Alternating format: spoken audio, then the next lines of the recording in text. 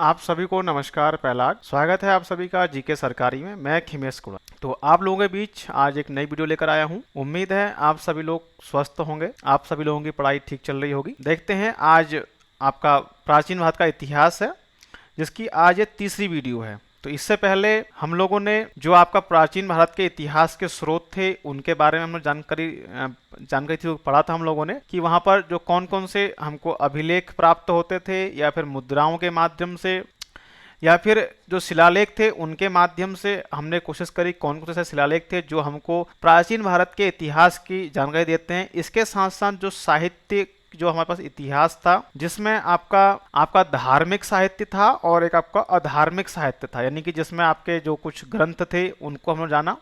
और हड़प्पा सभ्यता आपको मैंने पढ़ा दिया है, तो वहां आप प्लेलिस्ट में जाकर इसकी वीडियो लोग देख सकते हैं हड़प्पा सभ्यता की। और यहाँ पर एक विस्तृत क्रम में मैंने आपको बताने की कोशिश करी कि हड़प्पा सभ्यता किस प्रकार की थी, कैसी थी, उसका नगर नियोजन व्यवस्था कैसी थी, प्रकाश की व्यवस्था कैसी थी, वहां पर पानी की व्यवस्था कैसी थी, और क्या कुछ वहां पर फैक्ट थे जहां से पेपर में प्रश्न बनने के चांस रहते हैं। तो आज का हमारा टॉपिक है वैदिक संस्कृति। इसके बारे में हम लोग जानने वाले हैं।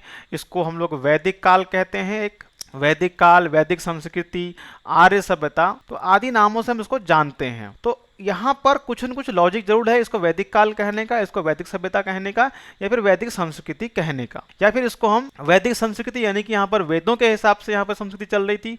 वैदिक काल यानी कि यहाँ पर वेदों की रचना इस काल में होती है। आर्य सभ्यता यानी कि आर्यों द्वारा विकसित सभ्यता क्या कहलाती है? आर्य सभ्यता कहलाती है। तो इस प्रकार की कुछ आर्य सभ्यता हमको देखने को मिलती है। इस प्रकार से गुरुकुलों में इसमें लोग पढ़ते थे।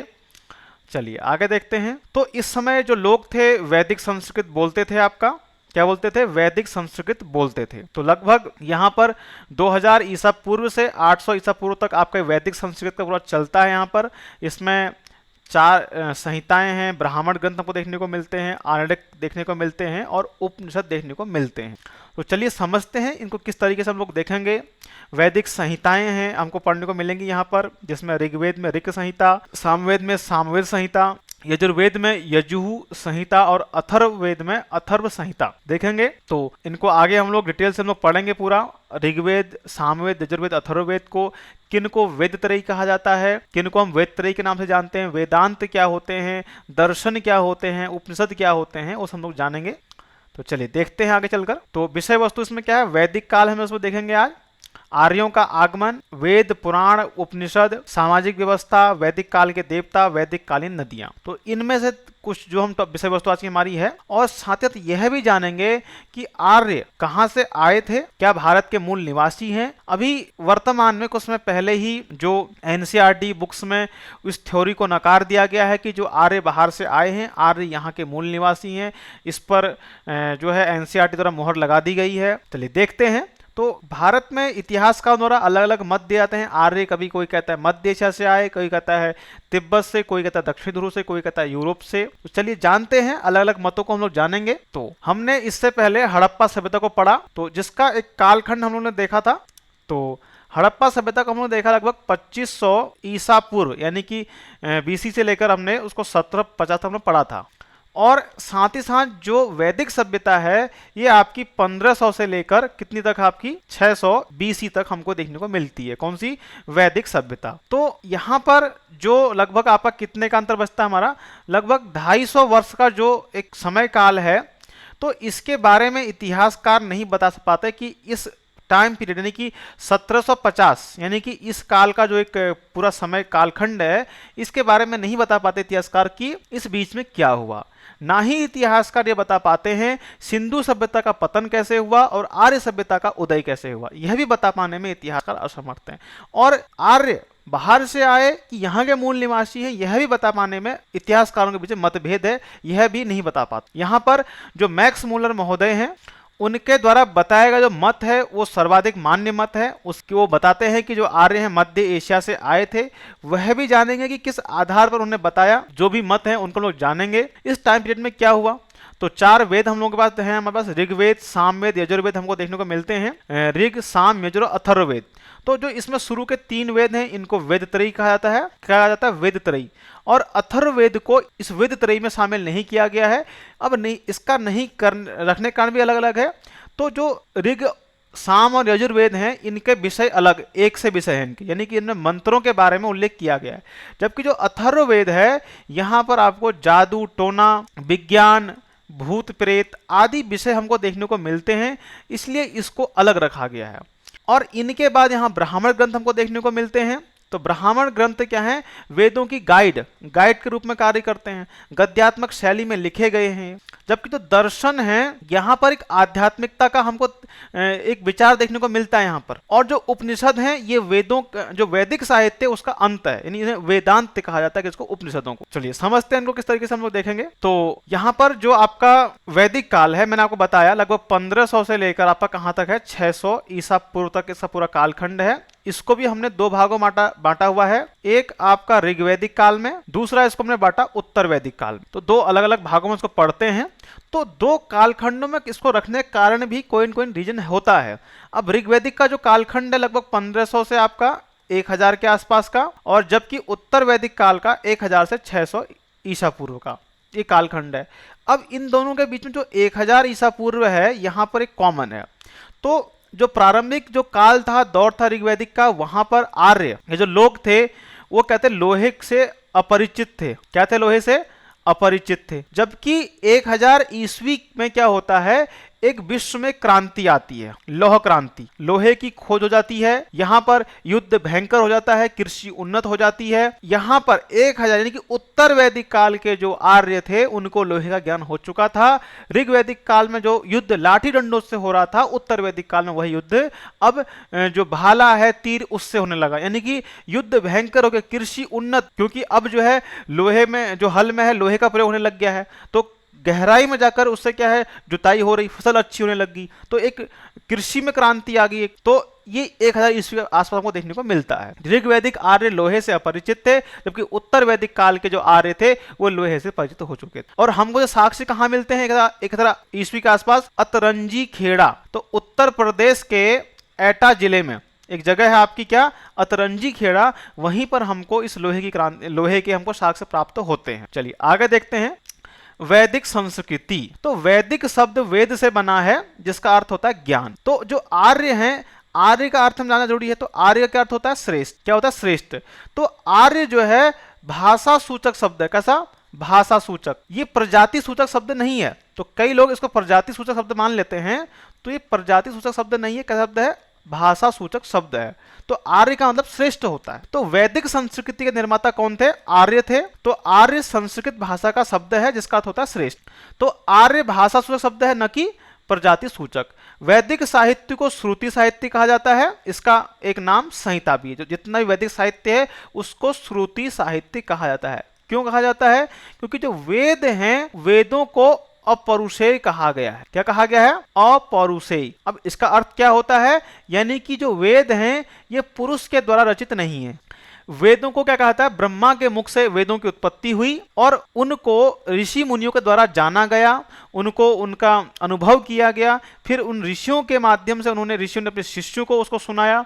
इस तरीके से आगे चलकर जो कृष्ण द्वैपायन वेद व्यास होंगे, इन वेदों का क्या करेंगे? संकलन, इकट्ठा इनको करते हैं। चलिए आगे देखते हैं। अब बात करते हैं आर्यों का मूल निवास स्थान। इसको लेकर इतिहासकारों में मतभेद है। तो भगवान दास गिडवानी, कौन? भगवान दास गिडवानी।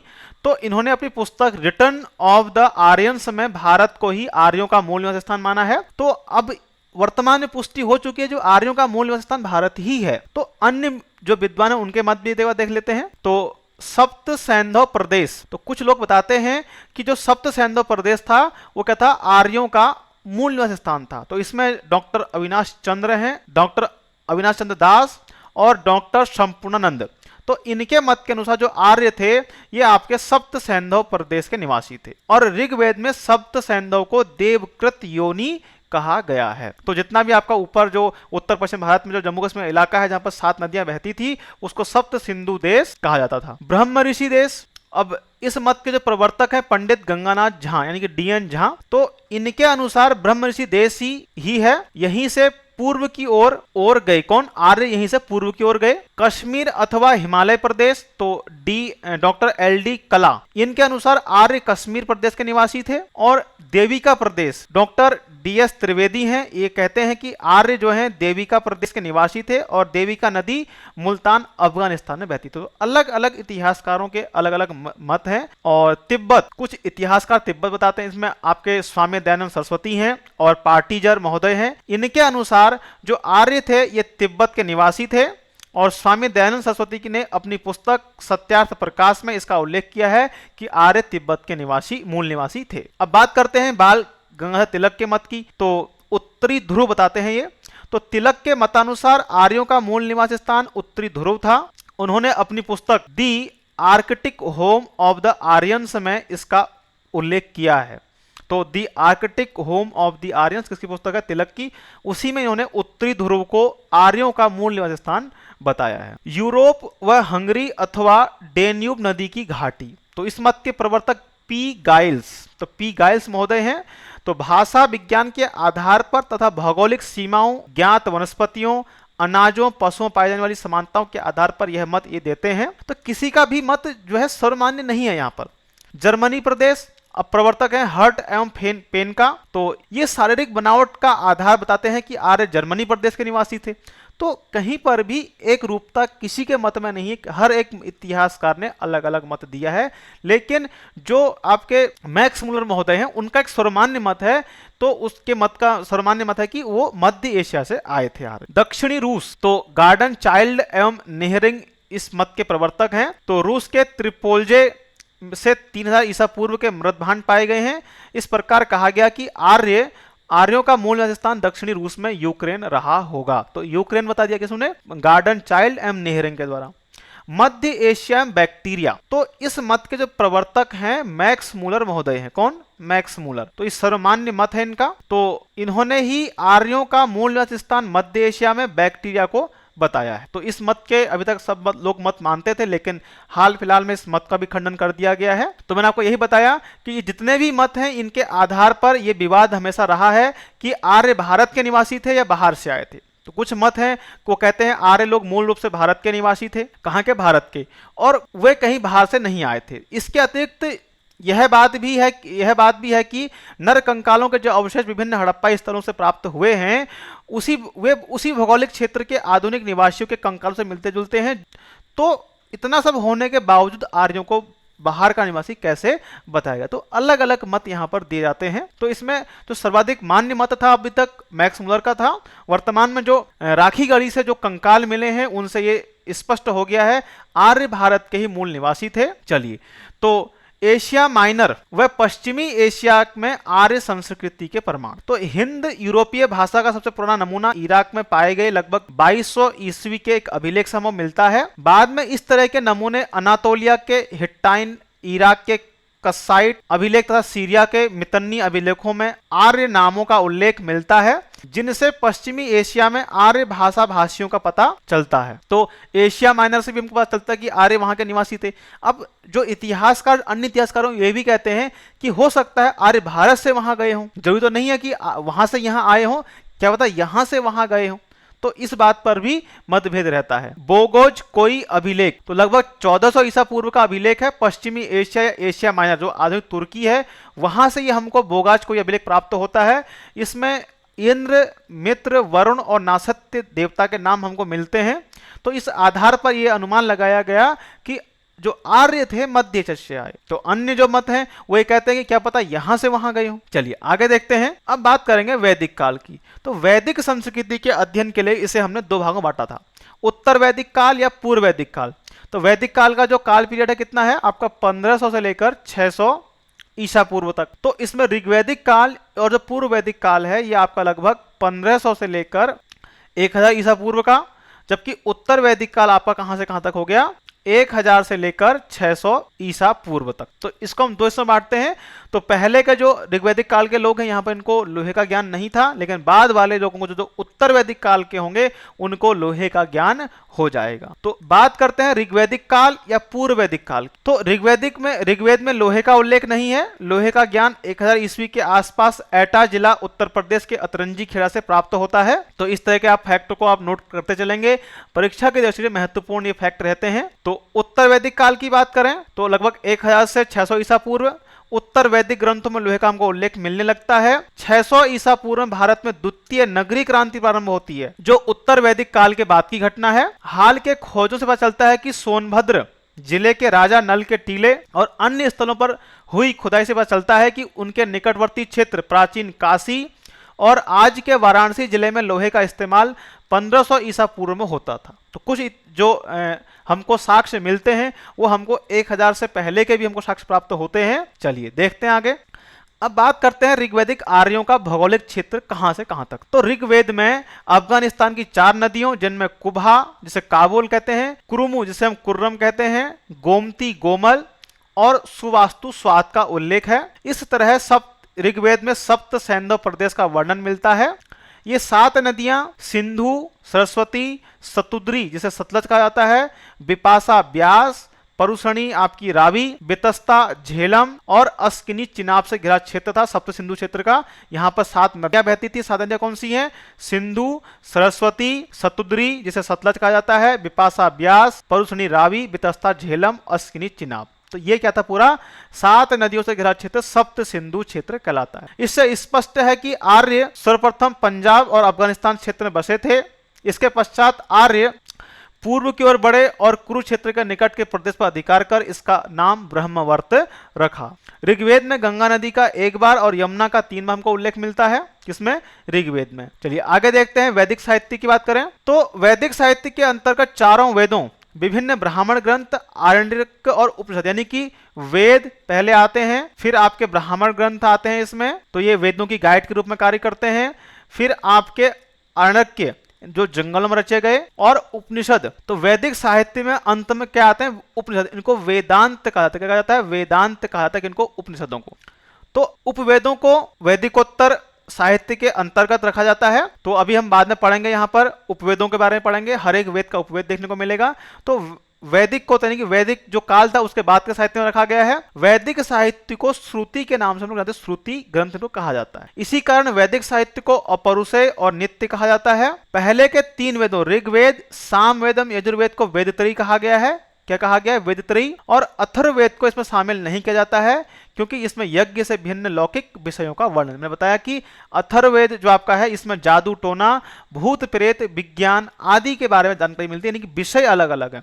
ऋग्वेद, सामवेद, यजुर्वेद का विषय एक है, इसमें मंत्रोच्चारण है आपका है।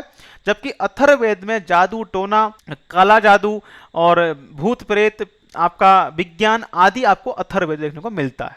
यजुर्वेद में यज्ञ संबंधी कर्मकांडों का उल्लेख, सामवेद में गायन पद्धति और ऋग्वेद में मंत्रों का उल्लेख, ऋचाएं हमको देखने को मिलती हैं। तो बात करेंगे वेदों के बारे में। सबसे पहला वेद हमारे पास ऋग्वेद है, तो जानेंगे ऋग्वेद के बारे में। तो आर्यों का सबसे प्राचीन ग्रंथ है ऋग्वेद। कौन सा?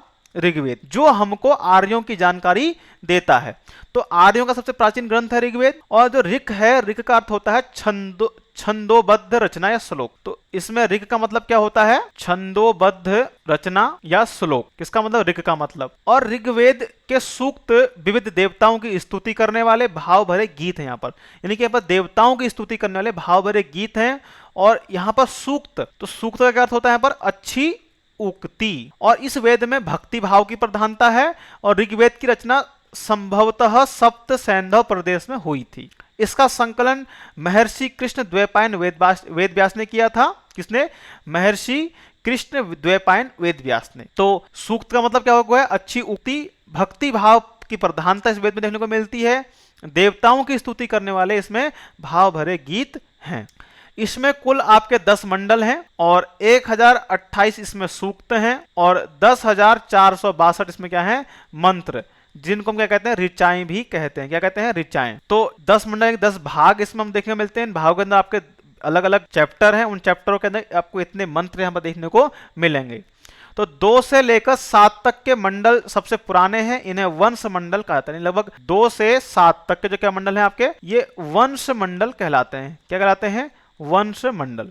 और पहला और 10वां मंडल बाद के नवीनतम मंडल हैं। क्या है ये? नवीनतम मंडल हैं।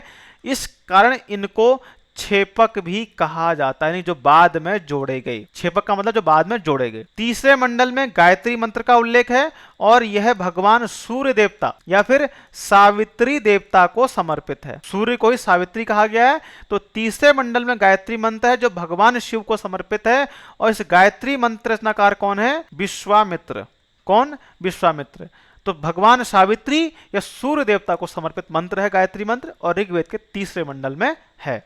सातवें मंडल में हमको दशराज युद्ध का उल्लेख मिलता है और यह युद्ध सुदास व 10 जनों के बीच हुआ था।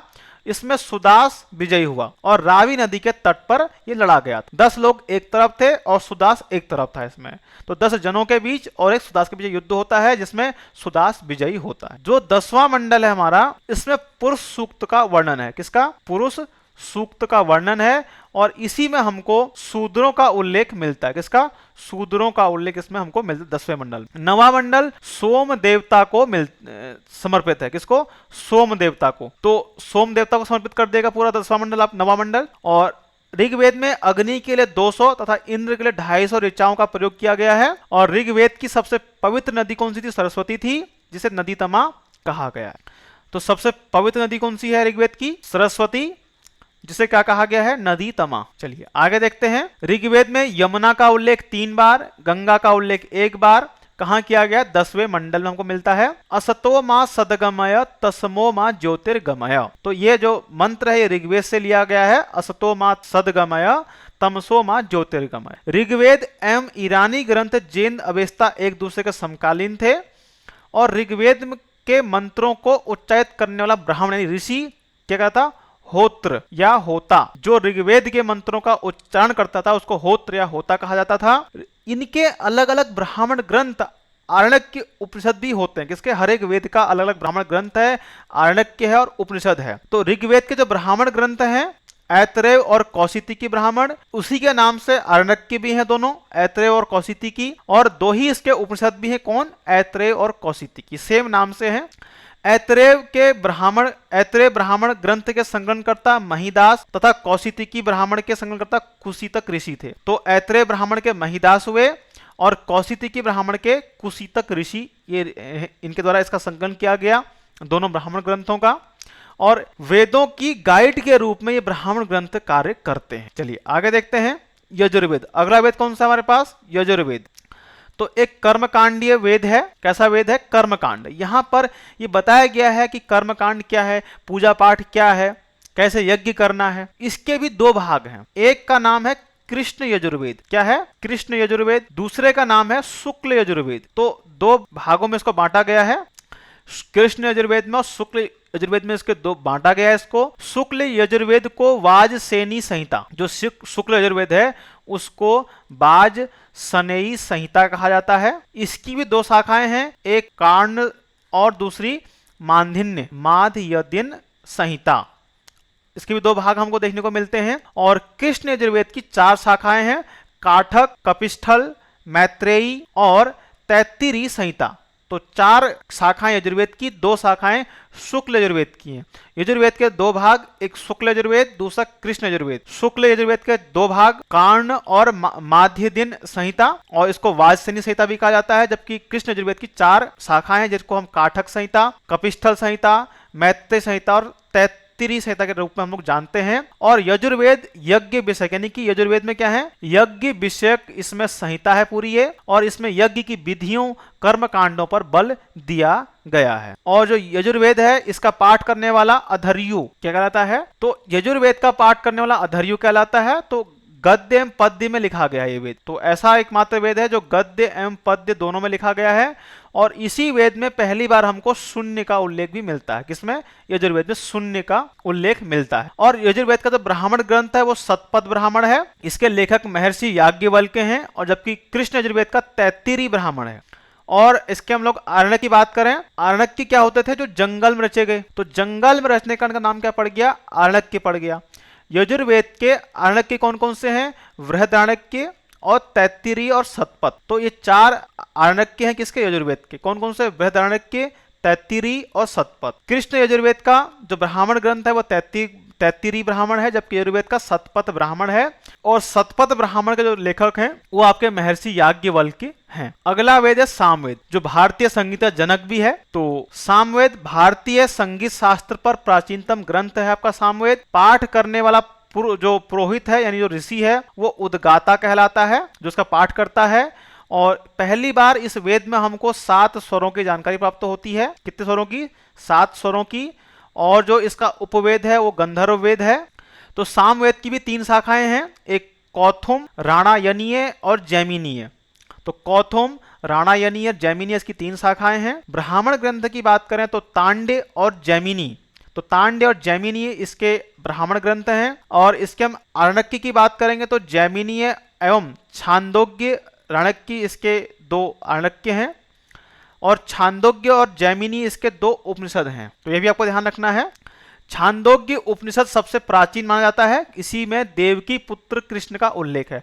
तो सभी उपनिषदों में सबसे पुराना कौन सा है? छांदोग्य उपनिषद सबसे प्राचीन है। तो कैसा है? सबसे प्राचीन उपनिषद है कौन सा? छांदोग्य उपनिषद। चलिए अगला देखते हैं। अथर्ववेद की बात करें तो पहले के तीनों वेद वेदत्रयी में आते हैं, लेकिन अथर्ववेद वेदत्रयी में शामिल नहीं है। तो बात करते हैं अथर्ववेद की। तो भारतीय औषधि एवं विज्ञान, तंत्र मंत्र, जादू टोना, इस कारण इसको वेदत्रयी में शामिल नहीं किया गया, क्योंकि इसका विषय ही अलग है। अथर्वा ऋषि के नाम पर इस वेद का नाम अथर्ववेद पड़ा, और अंगिरिस ऋषि के नाम पर इसका नाम अथर्वांगिरिस भी पड़ गया। तो अथर्वा ऋषि के नाम पर अथर्ववेद और अंगिरस ऋषि के नाम पर इसका नाम अथर्वा अंगिरिस भी पड़ गया। इसका जो उच्चारण करता है उसको ब्रह्मा कहा जाता है। इसका जो ऋषि है ब्रह्म है। और ब्राह्मण की बात करें तो इसका एकमात्र ब्राह्मण गोपद ब्राह्मण है, जिसे गोपद ऋषि ने ही संकलित यानी इकट्ठा किया। आरण्यक की बात करेंगे तो इसका कोई भी आरण्यक नहीं मिलता है। और उपनिषद की हम लोग बात करेंगे तो मुंडकोपनिषद, मांडुक्योपनिषद और प्रश्नोपनिषद, 3 उपनिषद हैं इसके। एक मुंडक, मांडुक्य और प्रश्नो उपनिषद, किसके? अथर्ववेद के। मुंडको उपनिषद में सत्यमेव जयते वाक्य मिलता है। तो सत्यमेव जयते हमने कहां से लिया है? मुंडको उपनिषद से लिया है। और मांडुक्यो उपनिषद सभी उपनिषदों में सबसे छोटा है। तो जितने भी उपनिषद हैं उनमें सबसे छोटा कौन सा है? मांडुक्य उपनिषद। इसकी 2 शाखाएं हैं, एक शौनक और पिप्पलाद। इसे ब्रह्मवेद, श्रेष्ठ वेद भी कहा जाता है। इसमें वास्तु शास्त्र की हमको जानकारी दी गई है। अथर्ववेद में मगध और अंग का उल्लेख सुदूरवर्ती प्रदेशों के रूप में किया गया है। इसी वेद में सभा और समिति को प्रजापति की 2 पुत्रियां कहा गया है। किसमें? अथर्ववेद। तो इतना आपको वेदों के बारे में समझ में आ गया होगा, क्या क्या फैक्ट यहां से उठ सकते हैं पेपर के लिए। चलिए तो अब बात करते हैं, एक बार समझ लेते हैं एक क्या होते हैं आरण्यक ग्रंथ। तो वनों में रचने के कारण इन्हें आरण्यक कहा गया। अब बात करते हैं वेद व उनसे संबंधित आरण्यक। तो जो मेन इंपोर्टेंट है तो ऋग्वेद का ऐतरेय, सामवेद का पंचविश और जैमिनीय, यजुर्वेद का शतपथ और अथर्ववेद का कोई भी आरण्यक नहीं मिलता है। अगला बात करते हैं उपनिषदों की। तो वेद और उनके उपनिषद देख लेते हैं एक बार। तो ऋग्वेद का ऐतरेय और कौशितिकी, सामवेद का छांदोग्य और केन, यजुर्वेद की बात करेंगे तो यहाँ पर कृष्ण यजुर्वेद के हैं तैत्तिरीय, कंठोपनिषद, श्वेतास्वर और मैत्रायणी। ये 4 उपनिषद है किसके? कृष्ण यजुर्वेद के। शुक्ल यजुर्वेद की हम लोग बात करें तो इसका बृहदारण्यक और ईशो उपनिषद है इसके। अथर्ववेद का मांडुक, मंडुक और प्रश्नो उपनिषद, 3 उपनिषद किसके हैं? अथर्ववेद। चलिए आगे देखते हैं। तो वेदांग, वेदांग क्या होते हैं? वेदों के अंग हैं ये। तो इसमें शिक्षा, कल्प, व्याकरण, निरुक्त, छंद और ज्योतिष, ये वेद रूपी पुरुष के क्या है? कोई कान है, कोई नाक, कोई मुंह। तो इस तरह से हमको देखते हैं। चलिए आगे चलकर। तो वेदांगों की संख्या 6 है। तो शिक्षा, इसको नाक कहा गया वेद रूपी पुरुष की। कल्प, इसको वेद रूपी पुरुष का हाथ, व्याकरण को मुख, ज्योतिष को नेत्र, निरुक्त को कान, छंद को चरण। यानी कि वेदांगों को वेदों को पढ़ने से पहले हमको वेदांग समझने पड़ेंगे, तभी जो वेदों का अर्थ हमको स्पष्ट हो पाता है किससे? वेदांगों को पढ़ने के बाद। तो शिक्षा, पहला हमारे पास जो वेदांग है शिक्षा है। तो इसमें वेद मंत्रों के उच्चारण करने की विधि बताई गई है। स्वर एवं वर्ण आदि के उच्चारण और प्रकारों की यहाँ शिक्षा दी जाती है। किसमें? शिक्षा में। तो वेद रूपी पुरुष की नाक है शिक्षा। इसका मुख्य उद्देश्य वेद मंत्रों के अविकल, यथास्थिति व विशुद्ध उच्चारण किए जाने का है। शिक्षा का उद्भव और विकास वैदिक मंत्रों के शुद्ध उच्चारण और उनके द्वारा उनकी रक्षा के उद्देश्य से हुआ है। इतना आपको समझना होगा शिक्षा क्या होती है। कल्प, वेद रूपी पुरुष का हाथ है कल्प। वेदों के किस मंत्र का प्रयोग किस कर्म में करना है, ये हमें करना चाहिए, इसका कल्प में हमको बताया गया है। इसकी 3 शाखाएं हैं, श्रौत सूत्र, ग्राह्य सूत्र और धर्म सूत्र।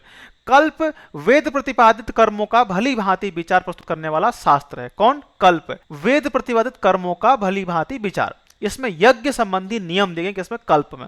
यानी कि वेदों के किस मंत्र का प्रयोग किस कर्म में करना चाहिए, यह हमको कौन बताएगा? कल्प बताता है। अगला व्याकरण। तो वेद रूपी पुरुष का मुख है कौन? व्याकरण। इसमें प्रकृति और प्रत्यय आदि के योग से शब्दों की सिद्धि, उदात्त अनुदात्त यानी कि जो मंत्र हैं उनको कब ऊंचा कब नीचा, तो उदात्त और अनुदात्त स्वरित स्वरों की स्थिति का बोध होता है। वेद शास्त्रों का प्रयोजन जानने तथा शब्दों का यथार्थ ज्ञान को समझने के लिए इसका अध्ययन आवश्यक। यानी कि वेदों को पढ़ने से पहले हमको वेदांग पढ़ने पड़ेंगे, तभी वेदों का हमको अर्थ स्पष्ट हो पाता है। इस संबंध में पाणिनीय व्याकरण ही वेदांग का प्रतिनिधित्व करता है। व्याकरण को वेदों का मुख कहा गया है। वेदों का मुख कौन है? व्याकरण। पहले आपको व्याकरण पढ़ना पड़ेगा, तब वेद क्या कह रहे हैं ये समझ में आएगा। बात करते हैं ज्योतिष की। तो इसमें वैदिक यज्ञों और अनुष्ठानों का समय हमको ज्ञात प्राप्त होता है कि वैदिक यज्ञ कब करने हैं, अनुष्ठान कब करना है, उसका समय मिलता है। यहां ज्योतिष से मतलब वेदांग से है। ज्योतिष मतलब वेदांग। वेद पुरुष का नेत्र है ये। कौन? ज्योतिष। वेद यज्ञ कर्म में प्रवृत्त होते हैं और यज्ञ काल के लिए आश्रित होते हैं तथा ज्योतिष शास्त्र से काल का ज्ञान होता है और अनेक वैदिक पहलुओं का भी ज्ञान बिना ज्योतिष के नहीं होता। यानी ज्योतिष के नेत्र हैं वेद रूपी पुरुष। इसमें कब कौन सा हमको यज्ञ करना है, कब कौन सा अनुष्ठान करना है, यह हमको कहां से प्राप्त होता है? ज्योतिष। चलिए अगला देखते हैं, निरुक्त। निरुक्त यानी कान।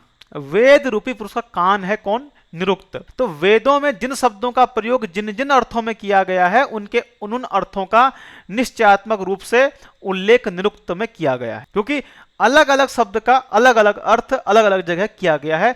तो कई बार क्या होता है कि एक ही शब्द कई अर्थ होते हैं, तो उनका प्रयोग अलग अलग जगह अलग अलग अर्थों में किया जाता है। तो इस वेद पुरुष का कान भी इसे कहते हैं।